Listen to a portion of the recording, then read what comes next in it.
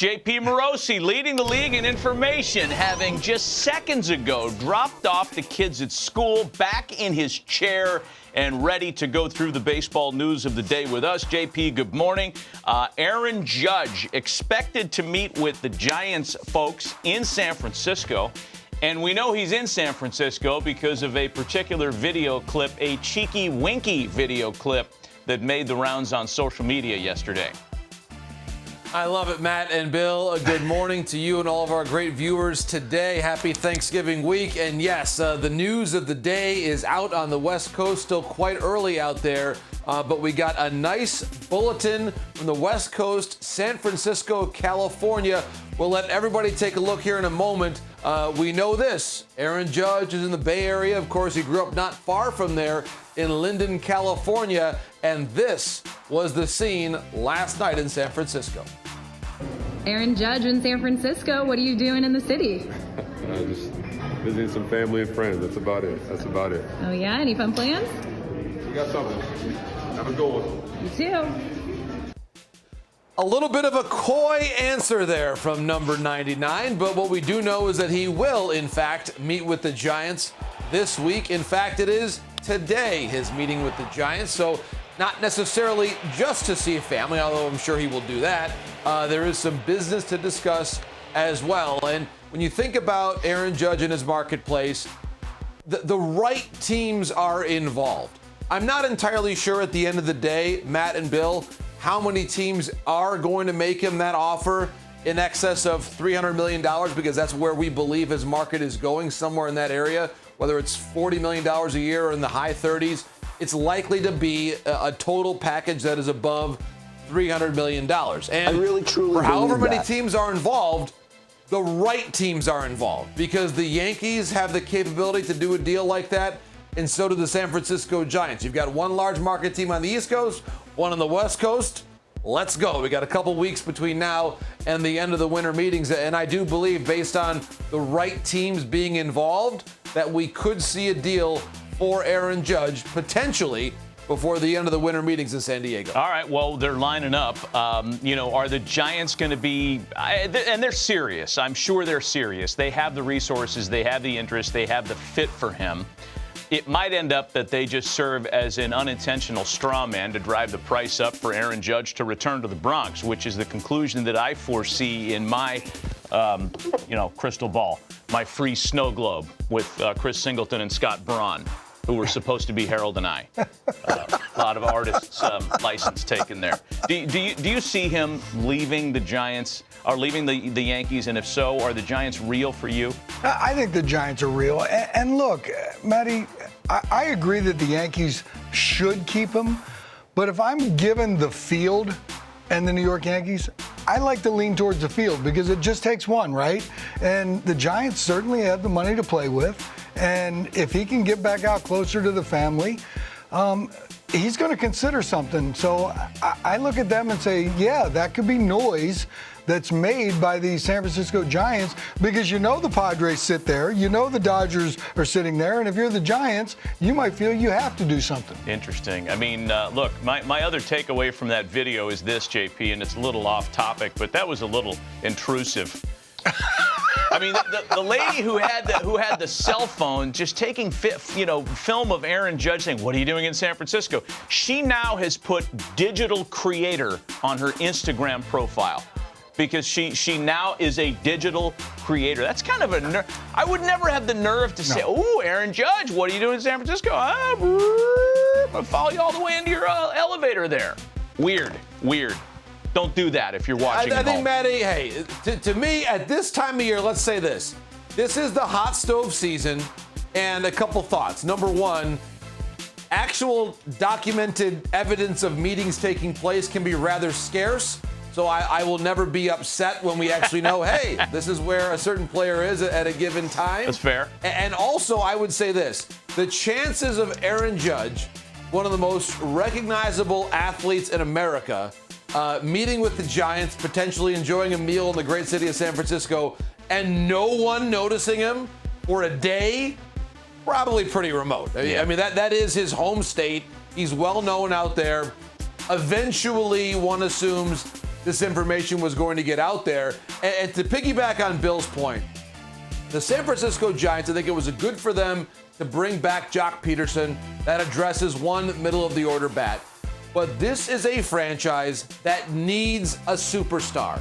Not only do they have the wherewithal to make this deal, but they have the why, the reason to do it. They pursued Bryce Harper years ago, didn't get him.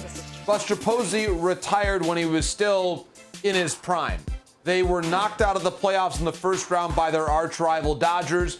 They had one of the oldest rosters in the major leagues in 2022. They had some attendance declines, about enthusiasm maybe not quite being there for this particular brand of Giants in one of the great cities of the world and one of the great ballparks that we've ever seen built. This team has a number of reasons to pursue a star who just happens to have grown up not far away. The reasons are so numerous, and I think for Aaron Judge and his family, it's now time to think, what is the next chapter? Is the best thing to do to go back to New York and burnish your legacy there, or to go back to San Francisco, home, if you will, in a situation where they really need you? It's a really compelling set of circumstances. And then you look at it from the Yankees' perspective, and if you lose Aaron Judge, how many players must you sign or trade for to just get back to the level where you were, which wasn't even close to being at the level of the defending World Series champion Astros? So we could write a book about just Judge, Giants, Yankees, and all the competing agendas and needs for those three parties. Compelling stuff, and we could kick this around all morning, but we have to move on to a couple of other topics here, JP, including a player that I've been a huge fan of for a long time. I consider myself, if not the president or vice president, the sergeant-at-arms of the Mitch Haniger fan club. And there are a couple of West Coast teams involved, among others, in his free agent candidacy. Talk about where Mitch Haniger might play in 2023. The interest so far for him has been robust. I'm told about a half a dozen teams are interested in Mitch, and one of the key teams that I was told yesterday, the Los Angeles Angels. Now, they would have a tremendous fit for him in right field. Of course, Mike Trout is still in center, and all of the signs right now, including the Tyler Anderson deal that we talked about last week, point to the Angels not at all pivoting away from competitiveness, but rather trying to double down and do the best they can to make Shohei Ohtani's final year before a free agency as competitive as possible. Obviously, to make the club as compelling and appealing to potential suitors in the ownership level, as we know, of course, the team being up for sale, but also to try to maximize the value of Mike Trout still in his prime, putting up tremendous numbers when healthy in 2022, Anthony Rendon back healthy, fortifying the rotation with Tyler Anderson, and Mitch Haniger, who, by the way, has an OPS above 800 in his career at Angel Stadium as a division rival there with the Seattle Mariners. So Mitch Haniger, a total pro, one of the really professional guys that helped to elevate the Mariners to a playoff berth. So it's not just the Angels. I was also told the Dodgers have some interest in Mitch Haniger, who, of course, much like Aaron Judge, is from the West Coast originally. So it just so happens a lot of the teams are out there on the West Coast that like him. I'm told geography is not a huge consideration for Mitch Haniger at the moment, but it's appealing for him that he can stay potentially in the same division, move down the coast from Seattle to Anaheim, and join a team that, with the likes of Ward and Walsh and Fletcher, still has a pretty good supporting cast around Mike Trout, and that they believe they can make one more go at this thing with a better and deeper pitching staff to find a way to be competitive and compelling in Shohei Ohtani's final year before free agency. No team is more familiar with how good Mitch Haniger is outside the Mariners than the Angels, because he has kicked him in the gut for the last handful of years, at the end of 2021 in particular. What's not to like? He's tremendous. Correct, Harold. He is tremendous. You know who else tremendous is Dansby Swanson. And two questions here regarding his free agent link to the Cubs. Is this a real connection, Swanson to the north side? Second question, when will the Cubs start spending like the Cubs and pretending that there's some second division, poverty-struck organization? Matt, I'll answer the second part first. I will be very surprised if the Cubs do not add one of the big four superstar shortstops who are available in free agency this winter. This is now their time. You look at all the infrastructure they built up around Wrigley Field. It's an extraordinary place to spend a summer's day. And now that you're probably going to bring in a star shortstop, it's going to become even more compelling and more economically viable and thriving on the north side of Chicago for years to come. So whether it's Bogarts or Turner or Correa or, yes, Dansby Swanson, I do expect the Cubs to find a way to bring in a top shortstop.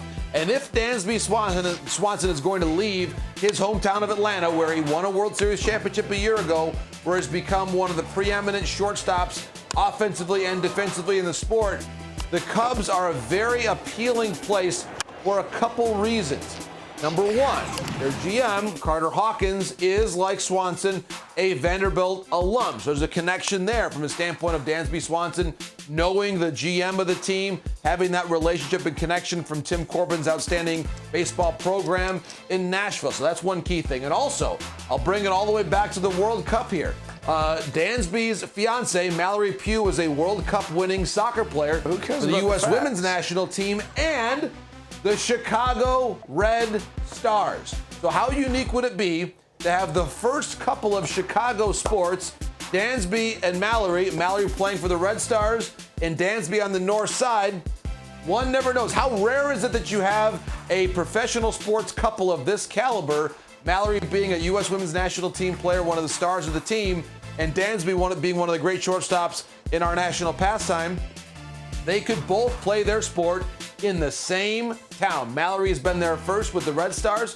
How about Dansby with the Cubs? And yes, I was watching closely the U.S. and Wales drawing yesterday, setting up a huge showdown, the U.S. and England, on Friday afternoon. A modern day Nomar and Mia story, if you will. JP, great job. Great job, man, with this interview. Harold approves. Great. In absentia, Harold approves.